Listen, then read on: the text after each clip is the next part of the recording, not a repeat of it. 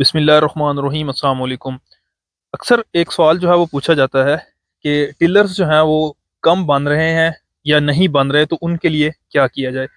तो आज की वीडियो में हम डिस्कस करेंगे कि वो कौन सी वजूहात हैं जिनकी बुनियाद पे जो है वो टिलर्स अच्छे बनते हैं। वो हम एग्रोनॉमिक प्रैक्टिसेस की बात करेंगे, हम न्यूट्रिशनल प्लान जो है उसकी भी बात करेंगे, और हम किस तरह से अगर ये इशू आ जाता है तो इसको ओवरकम कर सकते हैं, और कितनी एज तक के टिलर्स जो हैं वो फ़ायदेमंद हैं, अच्छे सिट्टे जो हैं वो बियर करते हैं। तो सबसे पहले तो बात करेंगे हम टिलर्स की। तो बिजाई के टाइम से ही समझ लें कि आप किसी हद तक ये डिसाइड कर लेते हैं कि आपकी फसल जो है वो टिलरिंग किस तरह से करेगी। उसमें सबसे मेन चीज़ है गंदम के सीड की डेप्थ। अगर बीज की गहराई जो है वो मुनासिब है, आधा इंच हद 1 इंच, तो बेहतरीन है। टिलर्स आपके ऑटोमेटिकली जो है वो बहुत अच्छे बनेंगे। ये जो आप फसल देख रहे हैं, यहाँ पे वैरायटी लगी हुई है डेरा अजरक, और आज फसल जो है 26 दिन की है। 17 नवंबर को हमने खुश्क ज़मीन में जो है ड्रिल किया था सीड, और कोशिश की थी कि सीड जो है वो कम से कम गहराई में जो है वो ड्रिल हो, ताकि टिलर्स जो है वो अच्छे बने। ये हमारा प्रीवियस एक्सपीरियंस था, मैं पहले भी शेयर करता रहा हूँ। इस साल अब माशाल्लाह से टिलरिंग जो है वो विदाउट जिंक, हमने जिंक जो है वो अभी इसको परसों जो है वो पहला पानी लगा है, तो अभी ये टिलर्स मजीद बनाएगी, लेकिन पानी से पहले। और हमने ये पानी भी इसको जो है वो 24 दिन पे दिया है। यहाँ पे अगर आप देखें, अब टिलर्स जो हैं, ये देखें, ये मैंने बड़ा नॉर्मल सा पैच जो है वो सिलेक्ट किया है। तीन तीन टिलर्स जो हैं ऑलरेडी बन चुके हैं। ये देखें, ये आप देख रहे होंगे, ये यहाँ पे देखें, इवन के 3 से भी ज्यादा, 5 5, 6 6 जो है बन चुके हैं। ये यहाँ पे देखें, तो कोई जिंक नहीं। और यहाँ पे हमने जो डीएपी इस्तेमाल की है वो 40 किलोग्राम फी एकड़ है। तो सबसे पहली चीज़ जो है वो सीड की डेप्थ। 72 सोइंग में या ज़्यादा गहरे सीड में जो है वो टिलर्स कम बनते हैं या लेट बनते हैं। दूसरे नंबर पे फास्फोरस की मिकदार बड़ी क्रिटिकल है। फास्फोरस लाजमी देनी चाहिए, अपने बजट के मुताबिक आप इसको एडजस्ट कर सकते हैं। उसके बाद कुछ वैरायटीज़ जो है वो अच्छे टिलर्स बनाती हैं, कुछ वैरायटीज़ जो है वो कदरे कम टिलर्स बनाती हैं। ये वैरायटी का करेक्टर भी है। या अगर पहली इरिगेशन लेट हो जाए तो फिर भी टिलर्स जो है वो प्रॉपर नहीं बनते। अभी भी जो है वो मुझसे पूछ रहे थे कि गंदम जो है वो नाली चढ़ना शुरू हो गई है, उसकी बुनियादी वजह यही हो सकती है कि खुराक की कमी। पहला पानी जो है वो लेट किया। आजकल दिन जो है वो बड़ा ब्राइट है, सनलाइट अच्छी होती है, टेम्परेचर अच्छा है।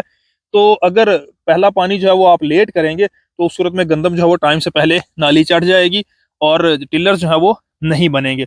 उसके बाद जिंक का किरदार बड़ा अहम है। अगर आप जिंक जो है वो मुनासिब टाइम पे कोई भी जो है वो पाउडर है, दानेदार है, या फोलियर कर देते हैं, तो वो भी टिलरिंग के अमल को जो है वो बेहतर करता है। गंदम की फसल में आइडियल टिलरिंग जो है वो कह सकते हैं आप कि जो 22 से लेके 45 दिन तक होगी, वो सारे टिलर्स जो है वो मदर शूट, यानी कि जो मेन पहला पौधा निकलता है जमीन से, वो उसके ऑलमोस्ट जो है वो बराबर होते हैं।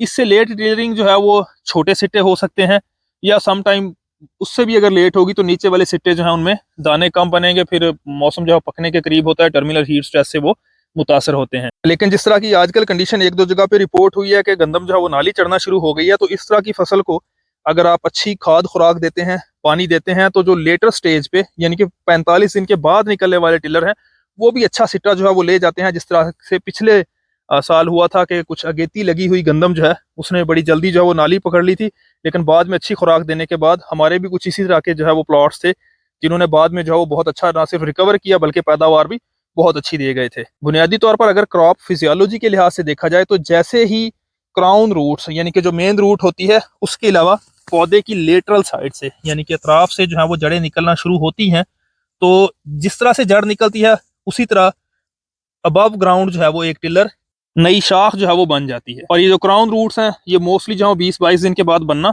स्टार्ट हो जाती हैं। अब हम देखते हैं कि अगर कोई वजह बनी है, सीड ज़्यादा गहरा चला गया, फास्फोरस कम लगी है, जिंक नहीं दी गई, वैरायटी टिलर्स कम बनाती है, या पहला पानी जो है वो लेट लगा है, तो अब टिलरिंग को हम किस तरह से बेहतर कर सकते हैं। देखें, पहली चीज़ तो है खुराक, जिसमें मैंने बताया था आपको फास्फोरस बहुत ज़रूरी है। इसका तो नेमल बदल नहीं है, लेकिन खादें महंगी होने की वजह से, बजट के इश्यूज की वजह से, कुछ इस तरह की चीज़ें हैं जिनको कर लेने से हम टिलर्स को जो है वो मैक्सिमाइज कर सकते हैं।